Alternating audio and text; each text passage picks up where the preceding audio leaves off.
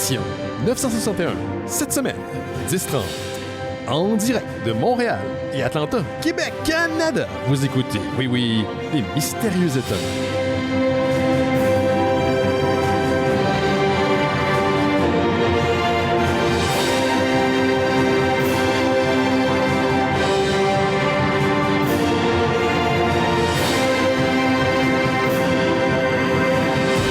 Bonjour à toutes et à tous, vous écoutez Les Mystérieux Étonnants, une émission en balado-diffusion consacrée au BD et à l'ensemble de la culture populaire. L'ensemble? Oh mon Dieu, qu'est-ce que j'entends?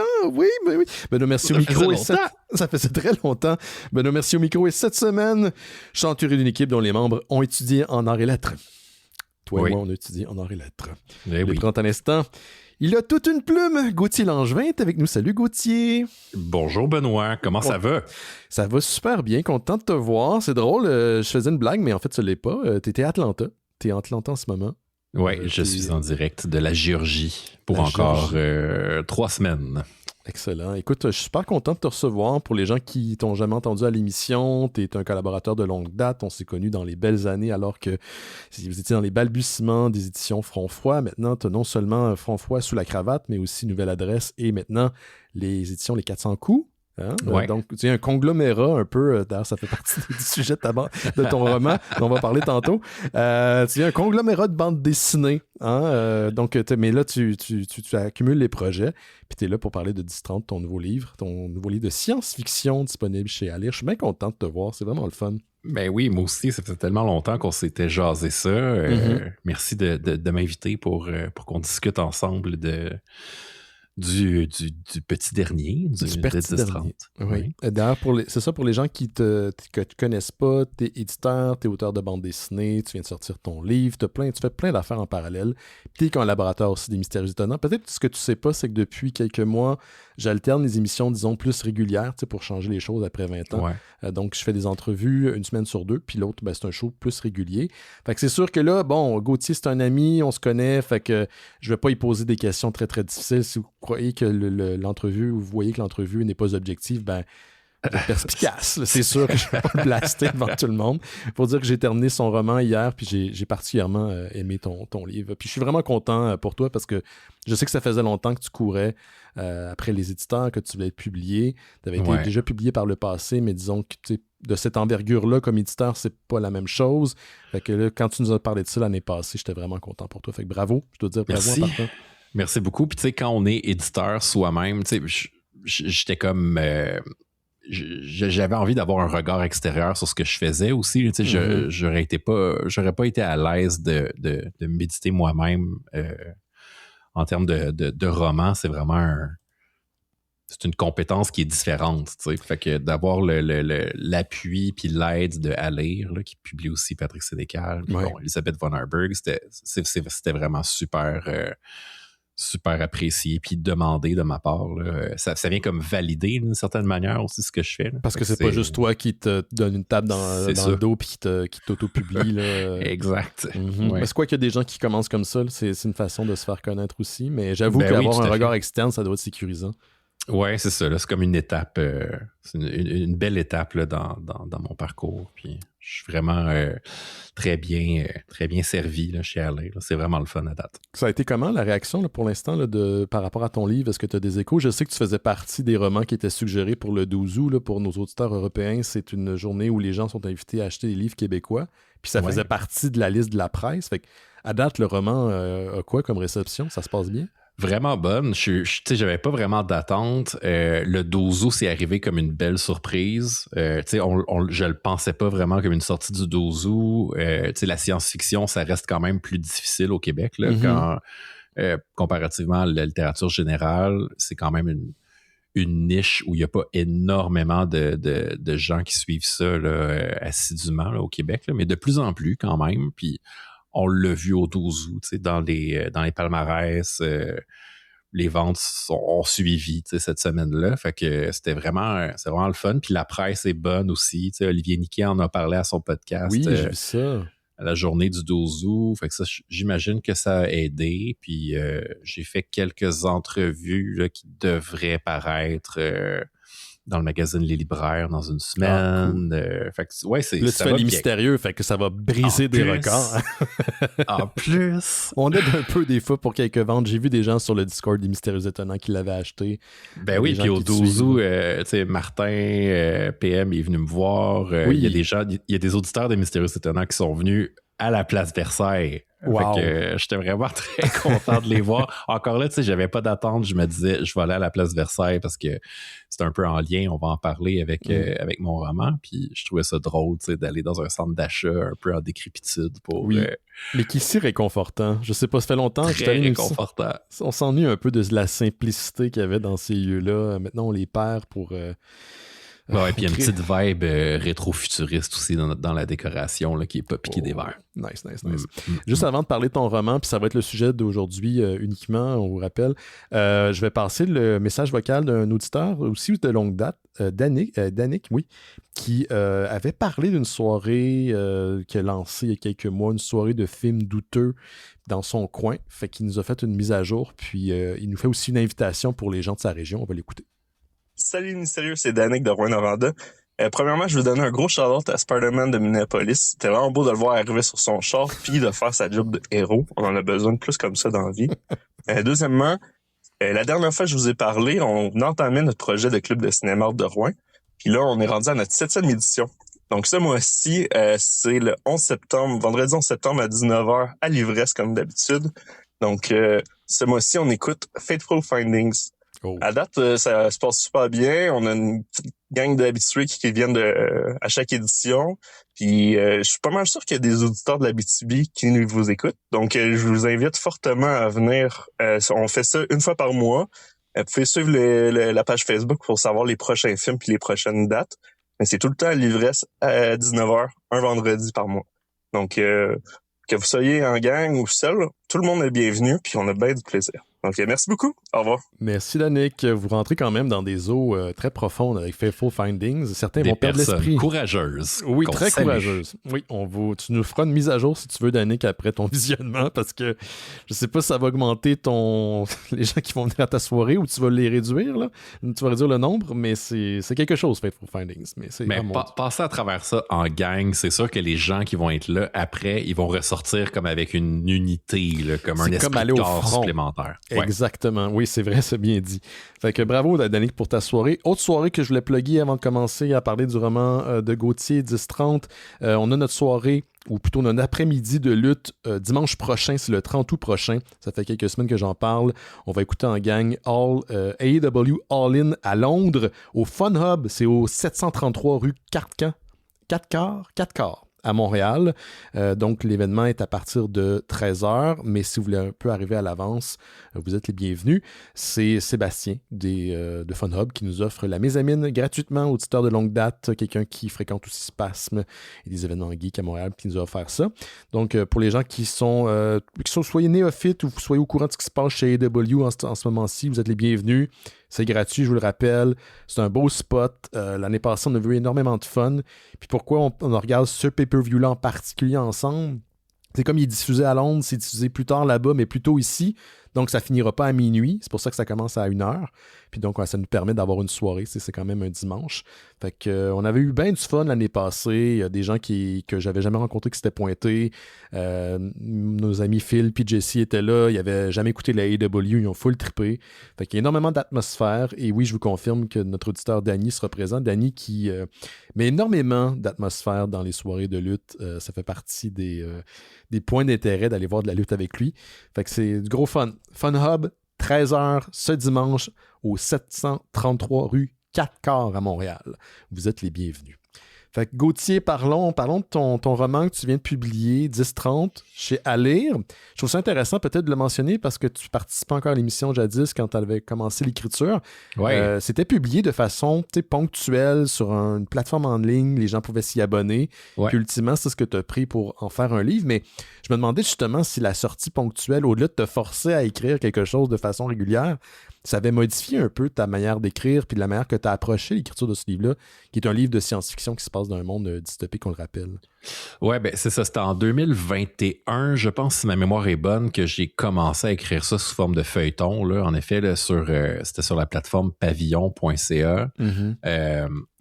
Bon, t'as raison que c'est vrai que ça m'aidait à remplir mes deadlines puis à comme un peu me botter le cul pour écrire. T'as pas le choix. Ouais, c'est ça. J'avais pas le choix. Fait qu'à chaque mois, je publiais un chapitre.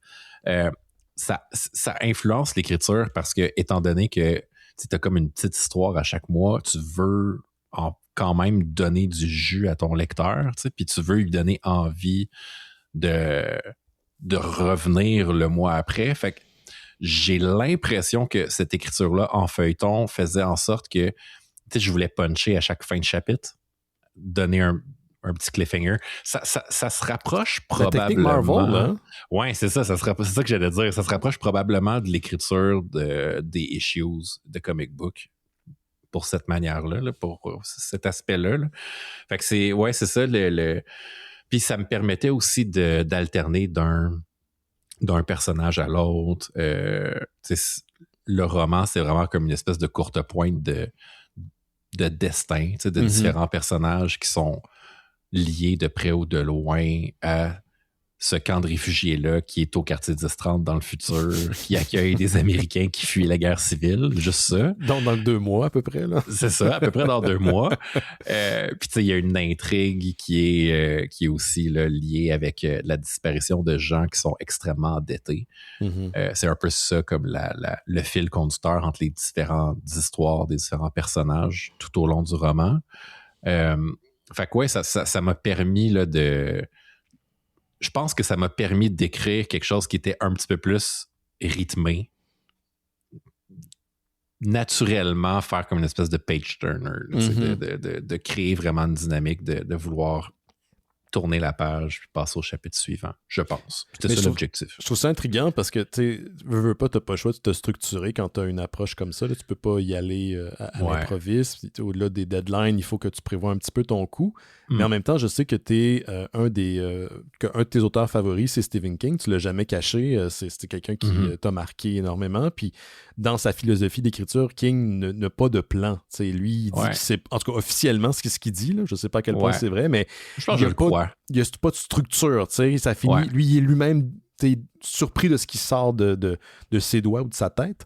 Fait que dans ce cas-ci, est-ce que tu as eu un peu la même approche que King ou au contraire, tu as dû un peu défaire ce modèle-là pour construire de quoi qui était beaucoup plus, qui s'emboîtait mieux, tu sais? J'ai fait un mix des deux, si tu veux. C'est-à-dire que on se cachera pas non plus que je suis aussi un gamer puis quelqu'un d'assez nerd dans la vie, là. Fait que j'ai un passé de gamer puis de Dungeon Master puis j'ai quand même fait beaucoup de jeux de rôle.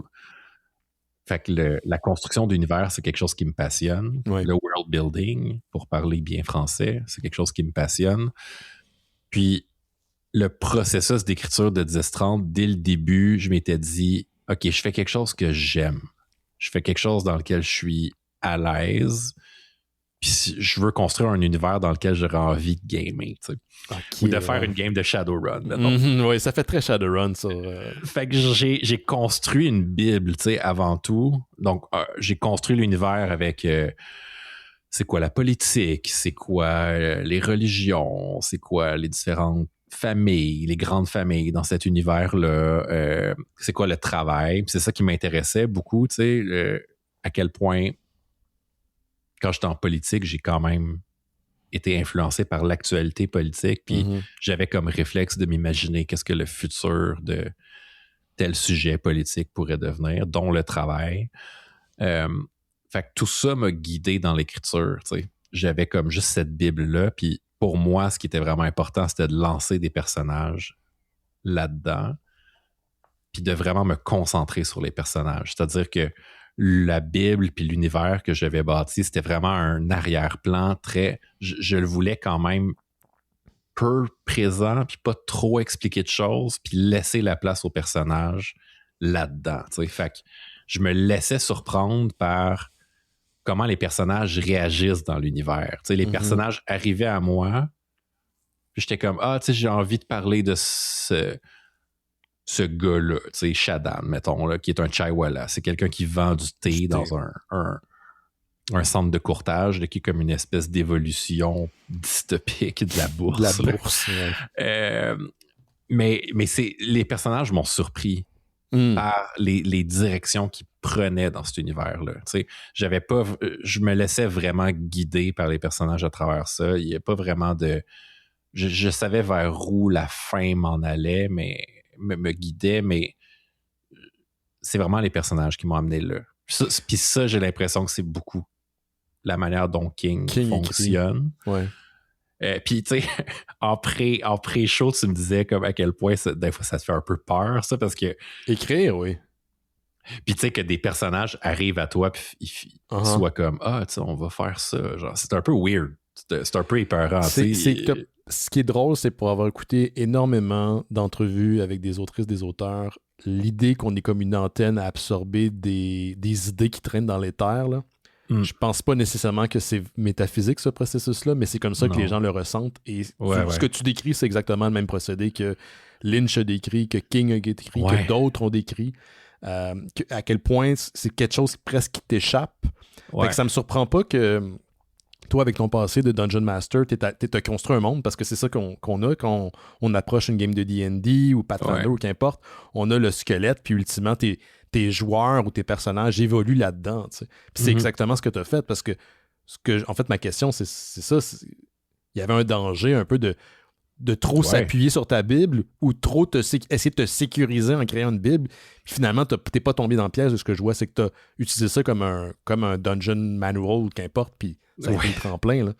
Ben, c'est ça, tu sais, on le répète beaucoup au show, tu sais, quand on critique des bandes dessinées ou quand on lit des bandes dessinées, tu sais, on a vraiment...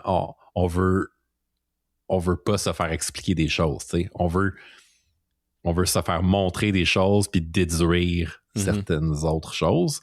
C'est le fameux show don't tell, là, tu sais, puis je pense que c'était ça le danger. Tu sais, si tu construis une Bible puis là, tu te mets à expliquer tout ce qu'il y a dans ta Bible à ton lecteur, ça peut devenir rébarbatif et plate à la longue.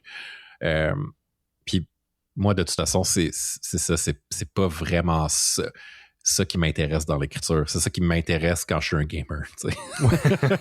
Mais le lore, l'écriture, c'est autre chose. Tu sais, puis les deux sont complémentaires, mais je pense qu'ils sont pas suffisants à part, comme en eux-mêmes. Là, tu sais.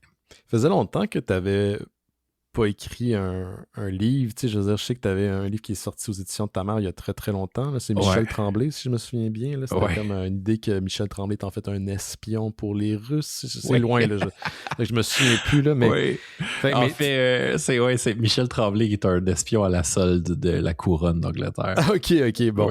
Mais tu sais, tu as travaillé avec des auteurs de bande dessinée, là, notamment Olivier Carpentier avec Far Out. Puis donc, ça faisait longtemps que tu avais écrit de quoi qui était purement littéraire. Là. Fait que est-ce que tu as eu une espèce d'adaptation à avoir pour revenir à un médium qui était 100% basé sur l'écriture puis qui n'allait pas nécessairement s'appuyer sur un visuel comme pour la bande dessinée? Oui, ben c'était quasiment une forme de thérapie là, pour moi. Là, c'est-à-dire que je quittais j'avais pris la décision de retourner vers le milieu du livre à temps plein après la politique. Ouais. Puis j'ai quand même beaucoup d'angoisse par rapport au futur. La génération de laquelle on appartient, je pense que c'est bien correct qu'on fait de l'angoisse les choses qu'on a traversées. C'est ça. Puis j'avais besoin besoin de partir à la recherche de la lumière possiblement qu'on pourrait éventuellement trouver dans le futur que moi je m'imagine. Puis on parle de dystopie, mais sur la couverture il y a marqué c'est pas une dystopie, c'est demain. C'est demain. Moi je pense que tout ça, ça va arriver, pour vrai. Ce qui est dans ton livre, tu parles? Ouais. Moi, puis je sais pas si c'est rationnel, je sais pas si c'est irrationnel, mais j'ai vraiment l'impression que consciemment ou inconsciemment, la société s'en va là. Oui, je pense qu'on le sent. Je pense qu'on le sait. Puis j'avais, pour me calmer par rapport à ça, j'ai besoin de trouver de la beauté là-dedans. J'ai besoin de faire de la poésie avec ça parce que... Puis je pense que c'est ça que j'aime dans l'œuvre de William Gibson. Je trouve ça calmant parce que il me pointe des affaires. Ah, regarde, ça peut être beau, tu sais. Comme ça, faire un Gundam, ça peut être comme tailler un bonsaï, tu sais. Ou genre, dans la réalité virtuelle, on peut vivre des choses poétiques puis belles. Puis, fait que, ouais, c'est ça. Je pense qu'avec la bande dessinée, on peut un peu toucher à ça quand même, mais on peut moins plonger dans certains thèmes, tu sais, puis approfondir la psychologie des personnages. Puis je pense que c'est le roman m'aide après ça à revenir dans l'univers sous forme de bande dessinée, tu sais, avec Pupille qui va sortir le 16 septembre, qui est comme un autre projet d'écriture, mais là, de bande dessinée dans le même univers. Mais c'est différent. L'approche est différente, mais ça se passe dans le même univers. Ouais, il y avait, c'est drôle parce que tu parlais de la poésie, puis je pensais tout de suite à ton vendeur de thé. Parce que ça, c'est un truc que j'ai apprécié. C'est quelqu'un qui est excessivement pauvre, qui vit dans... Tu sais, juste pour le rappeler, pour mettre un peu de world building, il y a une cité littéralement de réfugiés qui s'est créée autour de l'ancien centre d'achat, le 1030, qui est un centre d'achat pour les gens qui sont peu familiers sur la rive sud. Tu décris en fait mon hood. Il y a un moment où tu parles de maisons qui sont à proximité à abandonnées. J'ai imaginé la maison dans laquelle moi j'ai habité et dans laquelle ma sœur habite encore en ce moment parce qu'elle a été revendue à elle. C'est comme... Ce quartier-là est basé sur un modèle de centre d'achat qui est excessivement populaire aux États-Unis. Donc, vous ne vous déplacez pas à l'intérieur d'un immeuble, c'est des stationnements à perte de vue. Et donc, il y a tous des réfugiés qui quittent une guerre qui a éclaté civile aux États-Unis. Puis, ce personnage-là, qui a un petit chariot avec lequel il compose, il a l'air d'avoir juste un item, c'est son thé, c'est son chai. Mais il voit comme une... il est conscient de sa condition, mais il s'accomplit quelque part là-dedans, dans l'idée de... dans la répétition, il y a quelque chose de très sécurisant, j'ai l'impression, pour lui. C'est comme ça que je l'ai lu, tu sais. Puis je me suis demandé si toi, en tant qu'auteur, à un moment donné, quelqu'un qui est beaucoup dans la création, qui est dans l'édition, t'as eu ce désir-là de retourner à des trucs peut-être un peu plus simples, entre guillemets, radiophoniques, pour te pacifier.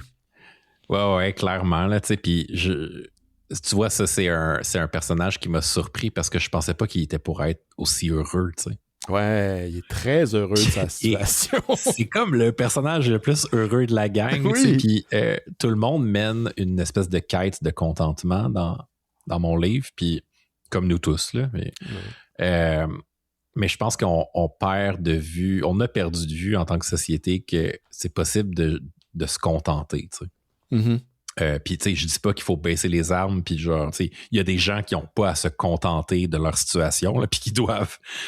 Nous, on a aussi le luxe de se contenter. Il y a des gens qui peuvent pas, ils sont en survie. C'est ça, tu sais, mais je pense qu'il y a plusieurs personnes qui devraient revenir à ça, tu sais, qui devraient chercher à se contenter puis à être content, juste être content, tu sais. Pour moi, c'est comme la base, puis c'est quelque chose que l'écriture du roman m'a appris à me rappeler que, tu sais, c'est correct, là. Genre, c'est possible d'avoir assez.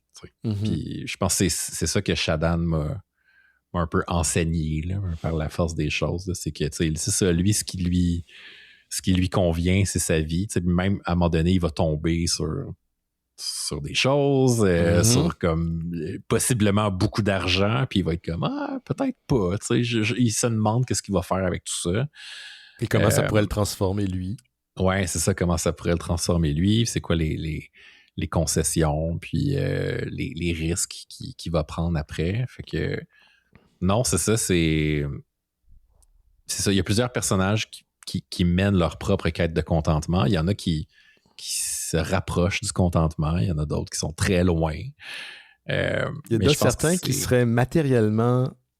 Je veux dire qu'on toute attente devrait être proche du contentement. Tu sais, le Charles qui est comme l'espèce d'aîné d'une famille richissime là, qui fait partie d'un méga conglomérat, là, des grandes familles. C'est royal rendu là dans le futur. On est là, on le voit avec les oligarques.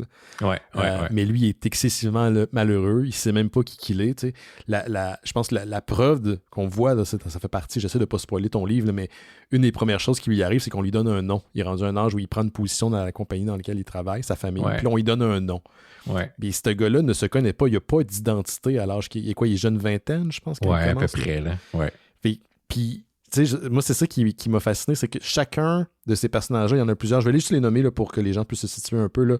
On a Chloé, qui est mon personnage préféré, qui est une artiste tatoueuse, qui fait aussi dans la performance. On a Charles, que je viens de mentionner. De Roxane, qui est comme une espèce de... Comment tu pourrais appeler ça? C'est une notaire, c'est ça le terme? Une notaire nouveau genre, là, mais ouais, c'est ça. Elle officie des transactions financières puis des duels légales. C'est redevenu légal, tu sais. Ouais. Son acolyte Alexandra, qui est sa... Tu sais, on a Shadan, qui est ton fabricateur de thé. Mais ce qui m'a fasciné en lisant, puis tu m'as fait une dédicace dans le livre, tu m'as dit, tu vas peut-être trouver ça un petit peu trop lourd. T'sais. Puis j'ai pas trouvé ça tant lourd parce que moi, j'ai l'impression aussi qu'on s'en va là, puis c'est juste une question de temps. Mais une affaire qui m'a vraiment sauté au visage en lisant 10-30, c'est à quel point tout est transactionnel. Ouais. Tout est transactionnel. Ton confort, ta manière de fonctionner, comment tu peux évoluer ou potentiellement pas évoluer dans les rangs de la société, comment tu peux changer ta situation, ça arrête. Puis ça, j'ai trouvé ça fucking lourd. Mais d'une bonne chose. J'ai pas dit que c'est pas bon, là, mais c'est un truc que, genre, oui, c'est vrai qu'on est dans cette terre-là, tout est transactionnel, puis c'est quelque chose que tu perçois ou ça s'est fait un peu de façon mystérieuse pendant que tu écrivais ton livre?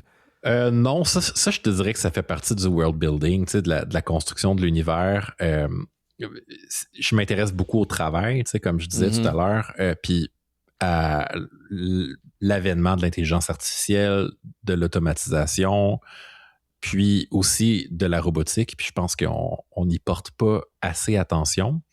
Mais selon moi, tout ça, c'est-à-dire intelligence artificielle, automatisation, arrivée de la robotique, va venir changer profondément le travail.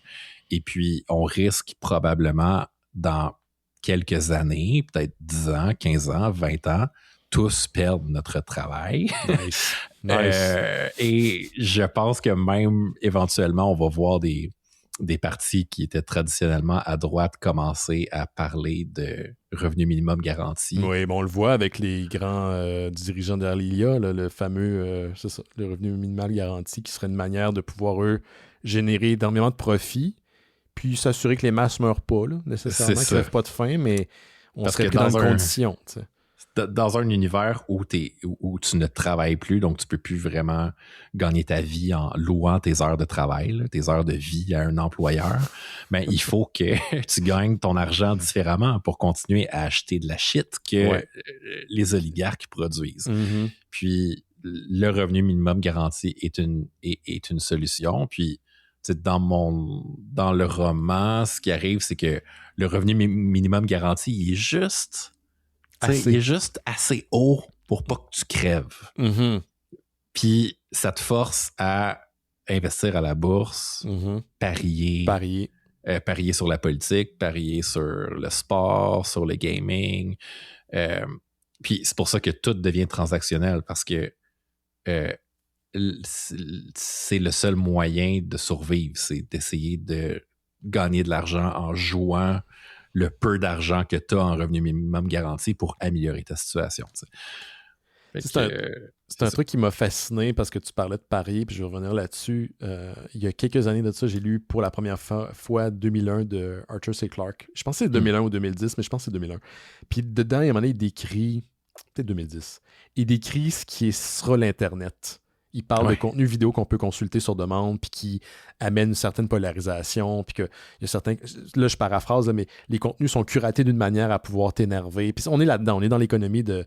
Ils appellent ça le outrage economy. Là, c'est comme si tu as une émotion qui est générée par ton contenu, tu es probablement happé, on te garde, il y a un profit. Quelqu'un fait de l'argent avec ça. Quand c'est gratuit, c'est toi le produit.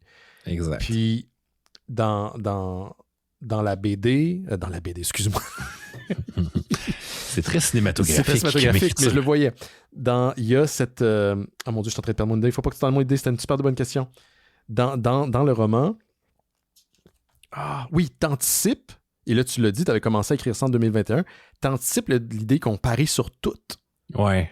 Et ça, c'est récent que c'est sorti. C'est dans le courant populaire. Là, des gens qui parient sur va-t-on envahir tel pays? Va-t-on faire tel... Est-ce que il y a des sites qui peuvent permettre de parier sur tout. Puis ça, je me souviens pas d'il y a un an qu'on parlait de ça. Là. Fait que toi, tu l'as anticipé. J'imagine qu'il y avait des balbutiements, mais Ça t'est venu, là, t'en as mis dans ton roman, puis on parle il y a 4-5 ans de ça en 2021. Fait qu'est-ce que t'as vu venir que nous autres, on n'a pas vu, Hugo? À l'époque, sur les forums, vraiment pré-Web 2.0, il y avait certains forums où des gens pariaient sur des trucs comme ça. Okay. Je sais pas si tu te rappelles, début des années 2000, tu pouvais parier sur la mort du monde. Ah, ça se peut, ouais. Il y avait des forums de discussion, il y avait des gens qui plaçaient des bêtes, c'était très illégal, sur genre, OK, le pape, il va mourir le 26 octobre 2003, tu sais. Fait que, tu sais, il y avait comme des balbutiements de ça, comme la graine était plantée depuis longtemps.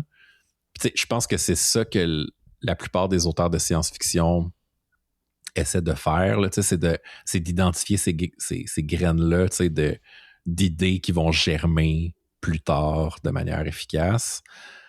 Celle-là, pour moi, c'était une fascination depuis longtemps. Là. C'est un peu une obsession là, que le pari est en train de devenir comme non seulement une manière de gagner de l'argent avec à peu près n'importe quoi, mais aussi pour les gens derrière ça, de prédire le futur.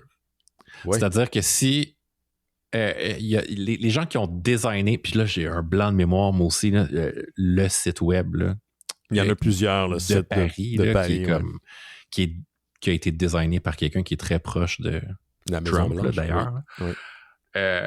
J'ai un blanc. La personne qui est derrière... On leur fera pas de la pub, là, de toute façon. Ouais, c'est ça. Non, de la merde. La personne qui est derrière ce site-là, elle considère que...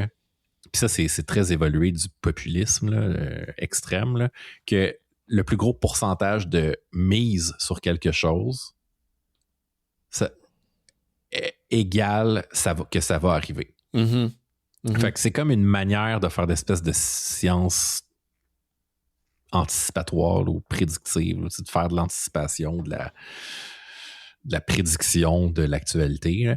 Ça a ses limites, mais c'est quand même vraiment fascinant. Puis tu sais, je suis quand même passionné aussi par tout ce qui se rapproche de... J'aime ça écrire sur les choses qui sont un peu de la science-fiction aussi, tu sais, comme qui parlent de science-fiction. Comme pour moi, justement, miser en ligne, c'est un peu faire de la science-fiction. Pour moi, la politique, c'est faire de la science-fiction. Tu sais, genre, j'ai travaillé pendant 4 ans et demi à essayer de prévoir comment la société pourrait bénéficier de propositions politiques, tu sais. Fait que t'es tout le temps, en politique, t'es tout le temps en train de t'imaginer le futur. T'es tout le temps en train de te dire, bon, mais qu'est-ce qui pourrait être bon? Qu'est-ce qu'on pourrait améliorer? Ou qu'est-ce qu'on pourrait changer dans telle loi ou tel règlement pour, tu sais, que le futur soit meilleur ou plus en ligne avec tes idées. Fait que, ouais, c'est ça. Je pense que c'est pour ça que ça me fascine autant. C'est parce que c'est comme des manières de... C'est drôle parce que, tu sais, j'arrête pas de me rappeler, surtout de ce temps-ci, qu'on vit dans le futur. Tu sais, je veux dire, on a nos téléphones, on a... Tu sais, genre... Écoute, moi, je me souviens quand l'iPhone est sorti puis que les gens trouvaient ça drôle parce qu'on pouvait pas s'imaginer ça allait être quoi la vie avec ça. Puis maintenant, j'arrive plus à imaginer c'était quoi la vie sans ça. Ça a tellement affecté plein d'aspects de nos vies, pour le bien et pour le pire. Fait que je me demandais, tu sais, en science-fiction, y a-t-il encore de la place pour de la prédiction? Au-delà de la technologie extrême comme le clonage, la téléportation, ce genre de choses-là. Et Clarke, c'est ça qui m'avait fasciné. On était loin de l'Internet, puis clairement, dans ses pages, je pense que c'est un paragraphe, même pas, il décrivait l'Internet. Tu sais. Puis là, toi, tu décris cette économie-là. Les gens vont parier sur la chute d'empire économique, la chute de société. Puis sur tout, là, tu sais, c'est comme. Mais t'étais là avant que, finalement, c'est en ce moment, c'est dans le zeitgeist.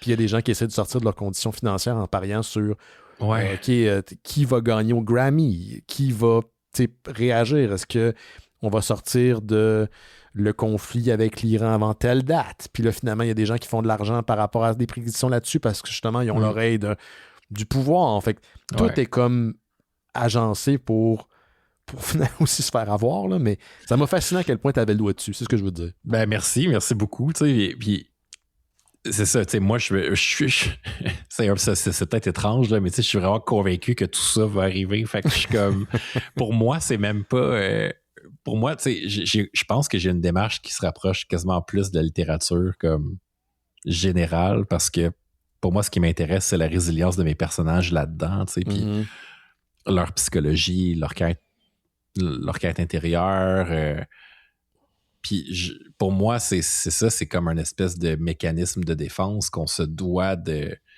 creuser pour pas perdre espoir, tu sais, par rapport au futur, sans être naïf par rapport au futur.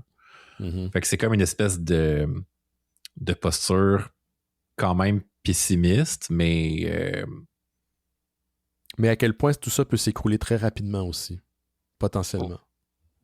Ben, si tout s'enligne. Ouais, mais tu sais, en même temps, je pense qu'on est très résilient, tu sais. Ouais, on est des coquerelles. Tu sais, l'écroulement, oui, tu sais, l'écroulement de plein de choses, l'écroulement des chaînes logistiques ou tu sais, de l'alimentation, de l'économie, mais il reste que malgré tout ça, tu sais, il y a des êtres humains qui vont tomber en amour. Toujours. À travers tout ça, tu sais. Oh, ouais.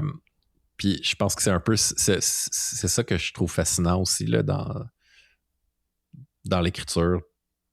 C'est ça qui m'intéresse, tu sais. C'est de continuer à essayer de trouver même pas de l'espoir, tu sais, même pas mais juste comme une espèce d'amorce de beauté, tu sais. Il y a un des personnages dont on n'a pas mentionné encore dans ton roman qui est probablement la plus énigmatique, puis tout au long j'étais comme ok, c'est quoi son angle à elle? Qu'est-ce qu'elle veut? Là? Puis c'est Z, qui est une. T'appelles ça une conteuse. Moi, je vois ça comme une. C'est un très bon terme parce que je trouve que ça retranche encore tes intérêts. C'est comme une publiciste sur les stéroïdes. Un niveau où est-ce qu'il y a un niveau d'anticipation qui est extrême. Puis ça me faisait penser. Avant, tu avais parlé d'une série documentaire de la compagnie de soccer de football qui avait été achetée par Ryan Reynolds. Puis tu disais à quel point la façon que c'était structuré, il y avait du storytelling là-dedans pour le futur. Là. Puis que c'était une nouvelle approche de storytelling. Puis j'étais comme, qu'est-ce qu'il a fumé? Je comprends pas ce qu'il veut dire. C'est moi qui est cave. Puis tu sais, c'est l'idée que d'un côté, on a quelqu'un des richissimes qui a investi dans une société, probablement un sport qu'il aime bien.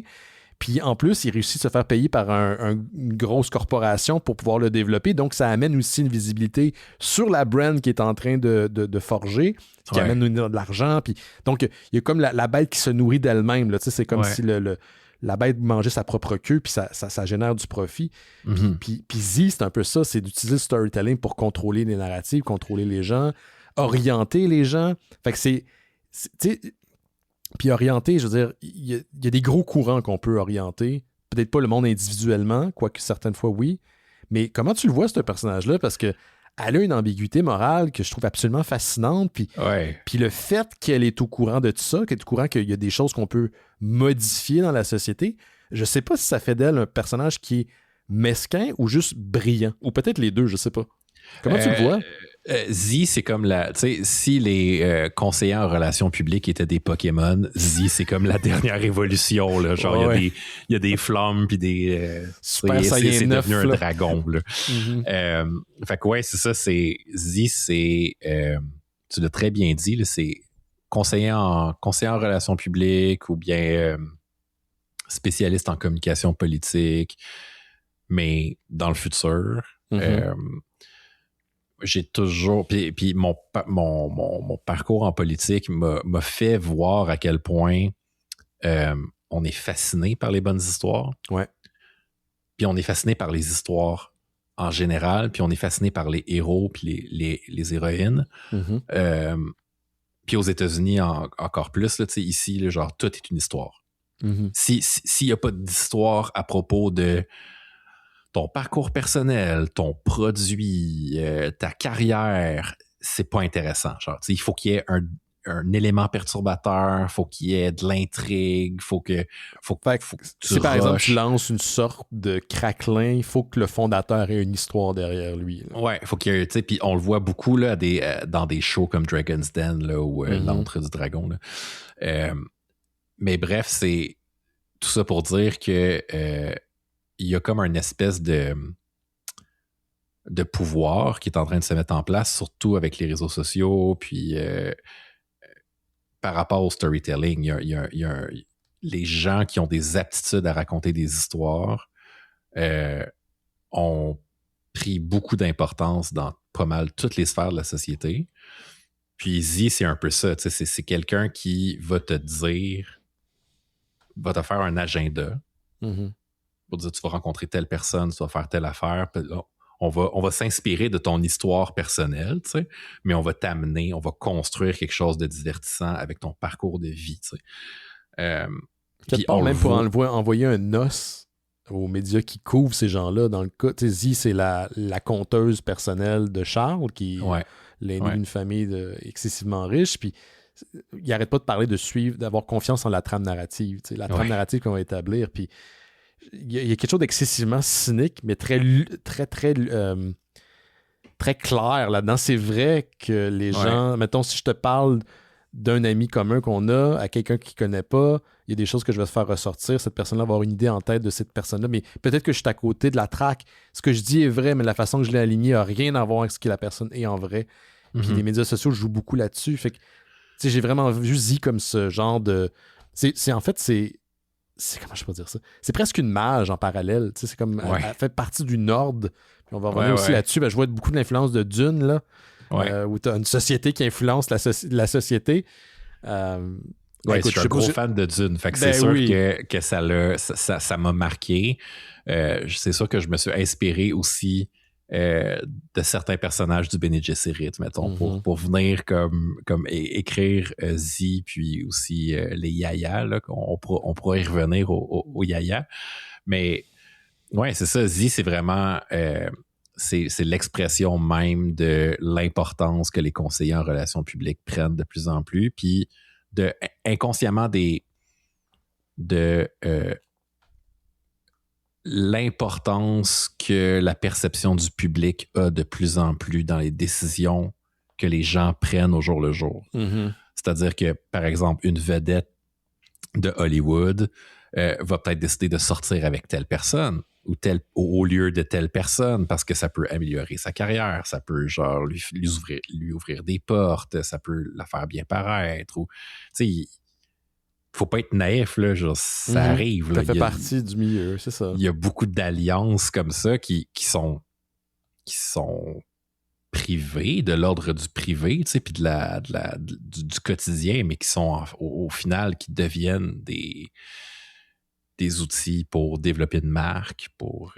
Et c'est très médiéval en même temps, parce que c'est comme ça qu'on tissait des alliances dans le temps, notamment en Europe. Tu sais, c'est comme la cousine ou la sœur de tel royaume va... Mais on revient là, tu sais, de la même manière que dans mon univers, les duels reviennent, on revient à ça aussi, tu sais, où il y a comme aussi une caste de seigneurs là, ou de gens très puissants, là, comme les oligarques qui sont indétrônables de par la manière dont la société est structurée puis qu'ils ont structuré eux-mêmes.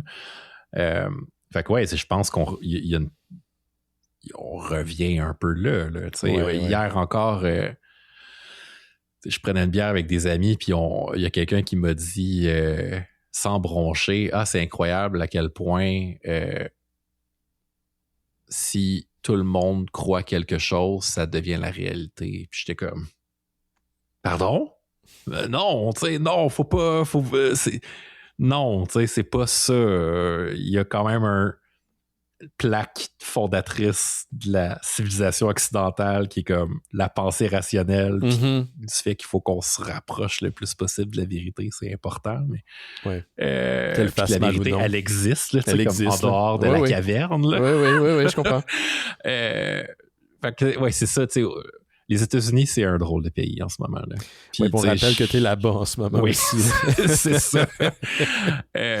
Mais c'est le fun d'avoir des discussions avec ces gens-là puis de débattre. Puis je pense que c'est beaucoup plus complexe qu'on le voit au Canada, de ce que les médias nous montrent. C'est vraiment compliqué. Parce que les gens sont tellement...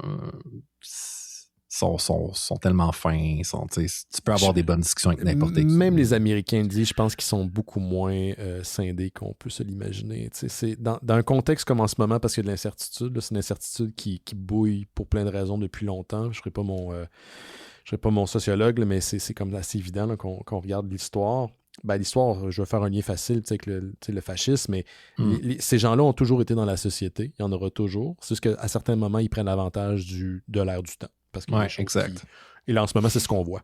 Fait que moi, Ouais. je pense que ces gens-là sont des agitateurs pour plein de raisons. Il y en a que c'est des sociopathes, il y en a que c'est des syndromes antisociaux. Puis là, tout d'un coup, notamment à cause des médias sociaux, mais c'est pas juste ça, là, ils ont la cote, puis ils peuvent attirer de l'attention sur eux, parce que c'est notamment ces gens-là brisés ont besoin. Mhm. Mais le petit peuple ou la moyenne silencieuse, comme on aime bien le dire, je pense pas qu'elle est si divisée que ça. Je pense que le monde en général sont pour vrai, et c'est Ben qui dit ça, sont bons et essayent juste de vivre du mieux qu'ils peuvent. Ouais, c'est ça. C'est ça. Puis, tu sais, il suffit de creuser un petit peu pour voir que, tu sais, c'est ça. Les gens veulent survivre avant tout. Là, puis comme Exact. arriver à la fin du mois, comme tout le monde. Là. Oui. Mais, ouais, c'est ça. C'est un moment intéressant pour être aux États-Unis. Je veux parler de tes influences parce que tu l'as mentionné, Dune. Ouais. Ça va être à 2 volets. De un, quelles sont tes influences? Je sais que tu as mentionné Gibson, bien sûr Herbert avec Dune, mais aussi c'est en 2 volets. Donc, à quel point, justement, il y a un risque de s'influencer de ces gens-là comme tu veux pas faire non plus du fan service, là. Tu veux pas réécrire ta version fan de leurs œuvres, mais en même temps, tu veux t'y abreuver. Fait que, comment tu trouves la ligne, puis comment tu l'approches, puis quelles sont tes influences pour commencer? Ben, c'est ça. T'en as nommé quelques-unes déjà. Tu sais, Frank Herbert, William Gibson, qui est l'auteur de Neuromancer, puis on a la chance de voir une série sur Apple cette année. Je sais. Je capote. Pour moi, c'est comme un wet rêve. dream. Là. Ouais, vraiment. Là. Mais William Gibson était comme au haut de ma liste pendant très longtemps. Je découvre de plus en plus le génie de Cory Doctorow. Okay. J'en ai déjà parlé ici. Je pense que j'ai déjà parlé de son recueil de nouvelles qui s'appelle Radicalized. Oui. Je vous ai déjà parlé de son livre qui s'appelle Walk Away. C'est un pisse-copie, là. Puis je suis tellement content. Là, il écrit des livres. Là, c'est une machine à imprimer des livres. Puis il fait de la fiction comme il fait de l'essai. C'est lui qui est arrivé avec le terme enshittification of Internet. En ce moment, je suis en train de lire un livre sur, ça s'appelle The Great Internet Con, à quel point les GAFAM se sont regroupés au début des années 2000 pour changer les lois de la compétition, puis venir vraiment fossiliser carrément les monopoles. Tel que prédit par Nicolas Ciccone, cet chanteur, cet oracle parmi les oracles au Québec. Ouais, c'est ça. Fait que, ouais, bref, Cory Doctorow, si vous le connaissez pas, garochez-vous là-dessus. Pour moi, c'est un grand écrivain de notre époque. Rich Larson, j'ai déjà parlé de Rich Larson aussi au show, qui est un auteur canadien qui fait plus dans les nouvelles. Il a écrit un recueil de nouvelles traduit au Québec qui s'appelle Histoire de drone et rêve de machine, si je ne m'abuse. Je pense que c'est ça en français. Puis de quelle manière comment tu fais pour t'abreuver sans nécessairement juste boire le Kool-Aid puis répéter sous différents mots leur monde, leurs idées, leurs thématiques? Je pense que je m'inspire de l'effet que certains personnages ont sur le lecteur, que l'effet de certains personnages ont sur moi finalement en tant que lecteur pour aller créer d'autres choses, tu sais. Par exemple, le Bene Gesserit dans Dune, c'est comme une société matriarcale qui contrôle la société en faisant des alliances, justement, entre des grandes familles. Zee, c'est pas mal un peu la même chose, tu sais. Mais elle, c'est du côté du storytelling. Puis je pense que ce qui était important pour moi, c'était de parler de storytelling, puis justement de conseiller en relations publiques, alors que dans Dune, on est vraiment plus du côté de la religion. C'est presque mystique, là. Ouais, c'est mystique. C'est une religion, alors que je trouvais ça intéressant de venir de concevoir qu'il y a des lecteurs de Dune qui vont lire ça, puis le discours de ce que les gens, j'espère, vont comprendre, c'est de dire, le corporate world de conseiller en relations publiques, ça se rapproche en esti d'une religion. Yes. C'est jamais dit dans le roman, mais si t'as lu Dune, tu fais comme 1+1, genre, ah ouais, ok. Ouais. Il y a aussi la séquence d'introduction du personnage de Charles qui, quand il va recevoir son nom, qui est tiré tout droit d'une scène dans Dune. Ouais. Dans le début aussi du roman d'Herbert, quand Ouais. Paul Atreides va rencontrer, je pense que c'est la mère des... Je suis pas capable de dire ce mot-là, les Hébérétrites. Bene Gesserit. Je suis pas capable de dire ça. Mais il va rencontrer cette femme-là qui va décider si sa vie s'arrête là ou si ça va embrasser le destin pour lequel il a été littéralement conçu. Puis c'est ça avec Charles puis Izzy, leur première rencontre. Les deux 16, mais c'est... Moi, j'ai fait, OK, là, c'est Gauthier qui se fait une scène à la Dune. Il va méta, là, il était bien fier de sa shot. Il va thématiquement et même dans le setting, ça ressemble à ça. Là. Oui, puis si tu relis ce passage-là, je suis vraiment allé très peu subtilement parce que, tu sais, il y a des objets qui sont exposés dans cette salle-là. Oui. Puis je pense que là-dedans, j'ai mis qu'il y avait un ordinateur qui s'appelait Gibson. J'ai mis qu'il y avait une Bible orange, puis dans Dune, c'est le livre sacré, c'est ça, là. Fait que, tu sais, c'est ça. J'assume en esti que je m'inspire de mes auteurs préférés. Il y a un truc qui m'a fasciné aussi en lisant ton roman, c'est que à quel point il y a des personnages qui sont d'origine américaine, il y a des personnages qui sont dans un monde post-Keb, on est comme le Keb du futur, mais pas si loin que ça en même temps, on le dit. Mais t'as employé un langage qui est très normatif, tu sais, on n'est pas dans le slang québécois ou mi-américain, même les noms des personnages sont très francophones. Pourquoi t'as pris cette approche-là plus langagière? C'était-tu conscient de ta part ou tu as une idée derrière ça? Mon objectif, c'était de quand même changer le niveau de langage d'un personnage à l'autre, parce qu'il y a des gens qui viennent de milieux socio-économiques qui sont vraiment différents. Oui. Fait que pour moi, la manière que j'ai trouvé de faire parler des gens qui étaient immigrants des États-Unis, c'était avec un français un petit peu plus normatif. Puis les gens qui sont nés au Québec vont parler avec un accent québécois, comme Roxane puis Alex. Chloé va parler dans un français beaucoup plus normé, là, comme une espèce de français international, comme si c'était un petit peu traduit. Mais son nom s'écrit avec un accent aigu. Oui, il n'y a aucun personnage qui dit tabarnak, par exemple. Il y a quand même une certaine retenue. Roxane Sacre. Ah, Sac? Ouais. OK, tu vois, je ne l'ai pas remarqué. Puis... Charles parle avec un espèce de petit accent français qui gosse vraiment. T'as envie de le fasciner les couilles. Là. Même il dit genre, tu peux pas, arrête de dire ça, c'est vraiment lettre. Oui, il parle comme une mauvaise traduction d'un livre américain ou français. Là. Ouais. C'est ça, parce que c'est un bourge, là, c'est un espèce d'aristocrate. Fait que c'est ça me servait aussi à camper les personnages là, dans leur héritage, puis dans la manière dont ils se représentent eux-mêmes aussi. Tu sais, tu parles, encore une fois, je ne vais pas trop spoiler, mais Montréal est là, mais Montréal n'est pas Montréal, il n'est pas mentionné comme ça. Ouais, tu aurais pu l'appeler Montréal. Ouais, la métropole, tu sais, comme ce Québec-là du futur que j'ai l'impression que tu l'as dit, tu as une Bible, tu l'imagines comment il est au-delà de la métropole, qui n'est pas la métropole, qui est pas peuplée parce que c'est plus achetable. De la façon que je l'ai compris, ça, c'est le fun. Je l'ai compris par le storytelling. Il n'y a pas de monde parce que c'est plus fucking achetable d'habiter à Montréal. C'est ça. C'est que si tu vas... Tu peux aller à Montréal. Tu vas aller à Montréal, puis là, tu vas essayer de te trouver un parking, puis ça va te coûter 15 000 $.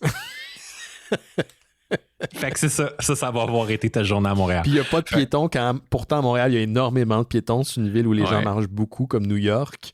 Fait que c'est comme poussé à l'extrême. Mais il ressemble à quoi, ce Québec-là du futur? C'est pour commencer par Montréal, c'est un endroit qui est vide, qui est une propriété des grandes familles du Québec. Fait qu'eux préservent un peu Montréal parce que c'est leur place d'affaires, mais c'est comme un peu un bibelot aussi pour eux. Genre, c'est Montréal, on en prend soin, parce qu'on est comme... On préserve le patrimoine, mais c'est ça, c'est comme mettre une espèce de cage de verre au-dessus de quelque chose de précieux, Fait que ça serait comme, par exemple, comme il y a une loi à Montréal, pas construire des buildings qui peuvent cacher le Mont-Royal. Mais ces gens-là le font pas par souci esthétique ou écologique, mais parce qu'ils veulent protéger quelque chose auquel ils sont attachés puis ils veulent que ça reste comme ça. Genre. C'est ça. C'est comme un actif. Ils protègent un actif, comme le quartier des trusts est un actif pour les banques. C'est une ligne avec un numéro à côté, puis ça rentre dans leurs actifs. La majeure partie de la population habite dans des que j'appelle comme la classe moyenne, là, mais habite en banlieue, dans des grosses tours. Ouais. Puis tout le monde se fait livrer tout. Puis personne ne sort jamais. On est un peu déjà là. Hein? Ça ressemble un peu à ça. Puis tu sais, le summum du luxe, c'est d'être à la campagne. Puis c'est pour ça que les réunions de conseil d'administration se font plus dans des salles de conférence. Les gens se promènent. C'est comme, je voulais que ça, c'est ça, ils marchent. Je voulais que ça ressemble un peu à une toile de Monet, là, genre super. Mais c'est parce que c'est aussi un luxe de se promener en forêt, j'ai l'impression. Mais oui, c'est ça. C'est le summum du luxe. Même que les réunions. C'est ça, les réunions d'associés, tout ça, ça passe en forêt, les parties de chasse. Ça fait un peu, si tu veux. Je pense que Hunger Games l'a bien montré, ça. Oui, là. ils l'ont bien montré, oui. J'ai pensé à Hunger Games en lisant. Fait que c'est ça, fait peut-être partie de mes influences aussi, inconsciemment. Là, je vais te poser une question, puis c'est la question que j'appelle néophyte. C'est la question de moi, Benoît, qui, à ce jour, du haut de mes 45 ans, 45e rotation autour du soleil, je ne peux m'imaginer. Écrire, pour moi, c'est excessivement fastidieux. Faut dire qu'avec ma dysorthographie, ça se mélange très facilement. Fait qu'écrire une phrase, c'est vraiment compliqué. Puis c'est compliqué parce que c'est au-delà. Le procédé dans ma tête, je peux pas vous le dire, ça va au-delà des mots. C'est une des raisons pourquoi des fois j'ai de la misère à m'expliquer, c'est que ce que j'ai dans la tête, les mots ne suffisent pas pour essayer de les aligner puis de sortir de quoi de cohérent. Ouais. Fait que comme ce qui est le fun du roman, puis toi tu le fais bien, King le fait bien, les bons romanciers le font, c'est comme ils sont capables de jongler avec l'action présente, si on veut, là, ce qui se passe présentement, pour ouvrir une genre de parenthèse pour parler de l'état intérieur du personnage. Puis même, on peut aller en arrière pour expliquer ses motivations. Puis des fois, on va mélanger avec ça une prose qui est très, très imagée. Mais je sais jamais, ma question de néophyte, c'est comment tu sais quand t'en donnes trop, puis on fait trop là-dedans, puis comment tu fais pour tempérer là, entre je veux donner un contexte, je veux donner une motivation, je veux en expliquer un peu sur le personnage, mais en même temps, pas au détriment de ce qui est en train de se passer. Comment tu dirais qu'on s'y prend? Je pense que ce qui est important de faire dans un premier temps, c'est d'ouvrir les vannes complètement. Premier jet. Écrire, t'écris, tu sais, puis il y a vraiment différentes manières de faire. Moi, je sais que si, mettons, tu mets une enregistreuse devant moi, puis tu me dis écris, mais comme parle, genre, sans taper ou sans. Il n'y a rien qui sort. Okay. Rien. Je suis incapable. Pour moi, l'acte d'écrire, c'est quelque chose de complètement déconnecté de l'acte de parler. Fait que ça peut peut-être expliquer une partie de mon processus, mais pour moi, c'est de l'ordre ça se rapproche du journaling, de la confidence. On est comme dans la confidence, mais de quelqu'un qui est comme un peu à l'extérieur de toi. Fait que c'est comme la personne se confie, puis tu sais, il faut que tu laisses, il faut que tu ouvres les vannes, puis après ça, tu fais confiance à ton petit éditeur intérieur, puis après ça, à ton éditeur extérieur pour couper.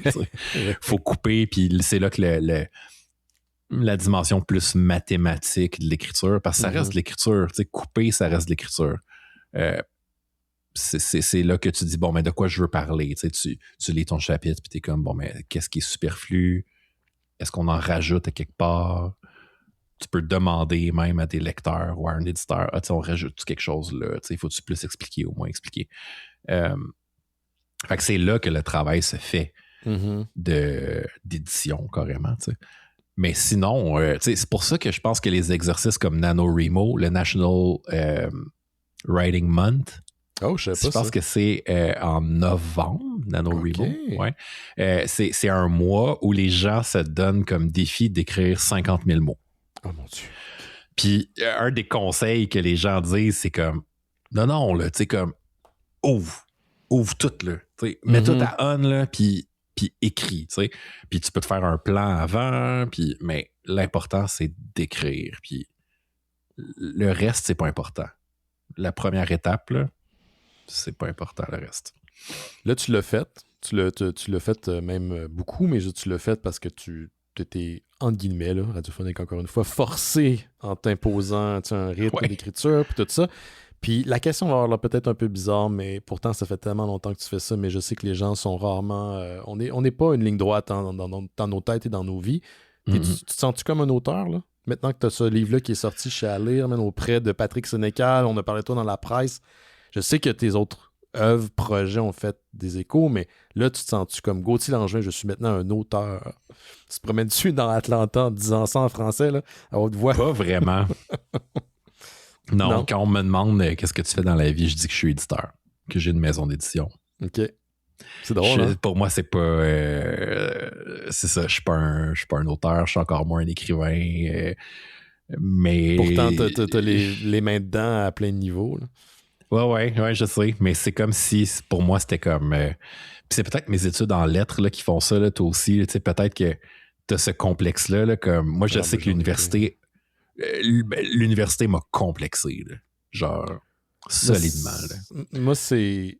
Ben d'un, toute mon enfance, on m'a dit que j'étais pas bon, fait que c'est sûr que c'est un traumatisme, mais j'en ai déjà parlé au Mystérieux, mais il y a une fois, j'avais écrit un texte pour le blog de Z-Télé à l'époque, qui était parrainé par quelqu'un, là, je veux pas dire c'est qui, mais j'avais envoyé un dernier texte, puis la personne m'avait pas mentionné, mais j'ai eu confirmation après parce que je lui ai demandé qu'elle avait dit que mon texte était tellement mal écrit que ça lui faisait saigner des yeux. Calvaire. Puis j'y avais écrit, je disais, tu parles-tu de mon texte que je viens de t'envoyer, genre? Puis il était peut-être, tu sais, c'est sûr, c'était peut-être un peu escamoté parce que moi, écrire, c'est compliqué. Là. C'est compliqué à plein de niveaux. T'sais. Ah oui, mais tu sais, désolé. Puis cette phrase-là, là, ça fait plus de 10 ans de ça. Et genre, ça fait mal. Écoute, venant de quelqu'un qui s'est fait dire qu'il était pas bon toute sa crise de jeunesse, je te dis que ça fait mal en sacrement. J'ai 45 ans, mais j'y pense encore. Moi, j'avais pas des ambitions d'écrire des romans dans la vie, mais je voulais m'améliorer à écrire. C'est pour ça que je me forçais. J'avais un blog sur le site du Mystérieux. Je me forçais à écrire tous les jours pour devenir meilleur. Ça a pété mon élan, man. Ça a tellement été quelque chose. Là. C'est comme le dessin. Là, les artistes que tu as reçus ici en interview, c'est la même chose. Ils vont dire la même chose. Là, c'est une pratique. L'écriture, c'est vraiment une pratique. De la même manière qu'un potier, s'il tourne pas des pots, c'est pas un potier. Exact. Il s'améliorera jamais.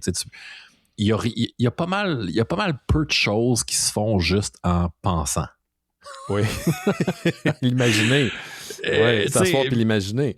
C'est ça, tu sais, ça là, tout le monde va te le dire, là, c'était à la portée de tout le monde. Là, avoir des bonnes idées, c'était à la portée de tout le monde. Après s'asseoir puis mettre ses deux fesses sur la chaise puis prendre son crayon, ça peut être compliqué des fois. Là, tu reviens du travail, t'as pas envie, c'est forçant. Fatigué, chaud, ça pue. C'est ça. Fait que moi, tu sais, Pavillon, c'est pour ça que je l'ai fait. Là. C'était parce que je m'obligeais, là, je me forçais, tu sais, à prendre mon crayon. Après ça, je sais pas si je vais le refaire, mais j'ai vraiment aimé l'expérience. Tu vas écrire d'autres livres, par contre, là. J'aimerais ça. J'ai des idées de nouvelles. Pour moi, ça part souvent d'une idée de nouvelle. J'ai comme 2 idées de nouvelles qui restent dans ma tête. Ça, c'est un bon indice. Hein? Il en parle dans On-Writing. Là, il est comme, les idées de marde, là, pour vrai, là, tu vas les oublier. Fait c'est pour ça qu'il ne faut pas utiliser un carnet, parce que tu vas aussi noter les idées de marde. Fait que vas-y, celles qui restent. Ouais, exactement. Fait que, ouais, c'est ça. Je fonctionne comme ça. Pour moi, c'est un conseil qui m'a vraiment aidé. Puis, je pense que King a vraiment des bons conseils dans ce livre-là. Là, je l'ai pas lu encore. Ça a l'air bien. Ouais, ben, si tu as envie de reprendre le crayon, là, puis ne serait-ce que pour toi, puis pour te pratiquer, puis il est très réconfortant. Ouais. C'est quelqu'un qui décomplexe par rapport à l'université. Oui. Puis si je peux te donner ça à quelqu'un qui nous écoute en ce moment, qui est un conseil que j'aurais dû écouter quand j'étais plus jeune, puis c'est vraiment plus vieux là, que je m'en rends compte, c'est qu'il n'y a personne qui va te dire à un moment donné t'es ci ou t'es ça. Si t'attends la permission d'être un auteur mentalement dans ta tête, là, ou être un photographe ou un graphiste ou un dessinateur ou un chanteur, il n'y a jamais personne qui va venir et qui va te le dire. Comme t'es aussi bien de te le donner, genre. Même si t'as pas l'impression à 100%. Il n'y a personne, je te garantis qu'il y a des gens à Hollywood qui sont des stars qu'on connaît, là, qu'on voit à la télévision là, ou au cinéma qui évoluent, à ce jour se disent « Moi, j'ai été chanceux ». Ouais. Et la chance fait partie du processus, mais je veux dire... Ça joue. Ça joue, tu sais, mais il n'y a personne qui se lève, puis à moins d'être un sociopathe, puis dire « Moi, je suis un grand acteur. » Si vous dites ça, moi, je suis un grand écrivain. Ouf, vous devez être lourd pas mal ça avec vos amis. Ça part mal. Mais il y a un auteur, puis je veux pas le mettre en the spot, fait que je le nommerai pas, là, mais il y a un auteur qui a dit quelque chose il y a pas longtemps qui est resté avec moi, puis c'est, tu sais, il y a personne qui attend ton livre. Non, c'est vrai. Comme le monde va continuer à tourner. Fait que, tu sais, fais ça pour toi, fais ça parce que tu as envie, tu sais, d'écrire, puis d'amener quelque chose, de te faire lire, mais tu sais, les gens feront pas des manifestations devant chez vous pour que tu finisses ton livre. Fait que t'es mieux d'avoir ta motivation ailleurs. Gauthier, on arrive à la fin. Y a-t-il quelque chose qu'on n'a pas abordé que tu aurais voulu qu'on discute ensemble? Y a-t-il quelque chose que tu aurais voulu dire? Ou juste que je pense que tu sais, s'il y a une raison pour lire 10-30, je pense que c'est pour essayer de trouver un peu de beauté avec l'anxiété qu'on a là, au quotidien. Je suis sûr qu'il y a plein d'auditeurs, auditrices qui passent par les mêmes anxiétés que nous par rapport au futur. J'espère que je réussis à rendre ça au moins un peu intéressant. C'est un monde que tu voudrais évoluer. Tu sais, mettons, ça serait quoi le rêve? Là? Adapté par Villeneuve au cinéma, c'est quoi? On en fait un jeu vidéo, un genre à la Shadowrun. Qu'est-ce que tu... Mettons, le dream, on rêve, là. Ben, pour vrai, on parlait de contentement. Là. Je suis déjà très, très, très content de pouvoir travailler avec Cab et Jake sur une adaptation BD dans cet univers-là. C'est ça, Pupille se passe dans l'univers de 10-30. Ouais, dans l'univers de 10-30. Donc, on suit des joueurs de jeux vidéo. Donc, on plonge vraiment dans cet aspect-là. Exact. J'ai ma copie ici pour les gens qui écoutent la diffusion live. Fait que c'est ça, le programme Pupille, c'est un programme qui entraîne des jeunes à devenir des champions de jeux vidéo, des gamers professionnels pour justement survivre et gagner un salaire en fonction des paris, des mises qui sont faites sur les jeux. Fait que ça, déjà, c'est comme incroyable pour moi. Là. C'est un rêve. C'est Pupille chez Front Froid qui va sortir quand? Le 16 septembre, partout en librairie. Génial. Puis je l'ai ici, là, je l'ai pas écouté, je l'ai pas lu encore, mais c'est très très beau, c'est dynamique. Merci. Puis il y a beaucoup de travail. Je veux faire une comparaison avec Star Wars. Moi, je suis un grand nerd de Star Wars. Ben oui. Puis tu sais, tu as l'édition de romans classiques de Star Wars qui se passe dans le canon officiel, puis tu as comme des romans jeunesse qui ont une approche un peu plus différente. C'est un peu plus wacky, mais ça reste le même canon qu'on comprend. Bon.